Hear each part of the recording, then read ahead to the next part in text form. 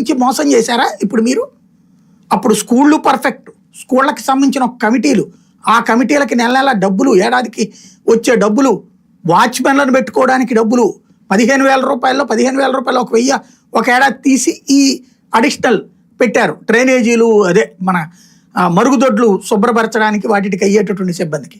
దాన్ని తప్పు పట్టారు వీళ్ళు.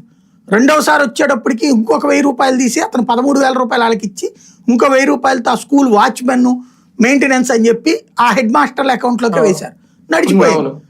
అవన్నిటికంటే ఇంకా ఘనంగా చేస్తామని చెప్పి ఇప్పుడు వచ్చి స్కూళ్ళకి గదులు కట్టుకోవడానికి డబ్బులు మీరే ఇవ్వండి, పబ్లిక్ ఇవ్వండి, మంచినీళ్ళు పెట్టడానికి ఇవ్వండి, కుండకి డబ్బులు ఇవ్వండి, లేకపోతే ట్యాప్కి డబ్బులు ఇవ్వండి. ఏంటిది? ఈ అడుక్కునే కర్మ ఏంటి? సర్వశిక్ష అభియాన్ నిధులు ఏమవుతున్నాయి? కేంద్ర ప్రభుత్వ నిధులు ఏమవుతున్నాయి? జగన్ వాళ్ళ భారతీయ సిమెంట్స్ నుంచి, సాక్షి నుంచి పట్టురాలేదు కదా. నువ్వే చెప్తావు కదా జగన్ అప్పులు చేసి తెచ్చాడు. నువ్వు అప్పులు ఇప్పుడు అప్పటికంటే ఎక్కువ తీసుకుంటున్నావు కదా. అప్పుడు అతను తీసుకున్న అప్పుల కంటే ఇప్పుడు 2 ఏళ్లకే 3.5 లక్షల కోట్లు తీసుకున్నారు కదా. అతను 5 ఏళ్లలో 4.5 లక్షల కోట్లు తీసుకుంటే 10 లక్షల కోట్లు తీసుకున్నాడని ప్రచారం చేసాం. చివరికి మన బడ్జెట్లో అసలు లెక్కలు చెప్పాం. ఇప్పుడు మనం 3.5 లక్షల కోట్ల రూపాయలు అప్పు తీసుకుని తీరా చూస్తే మనం ఏం కట్టలేము.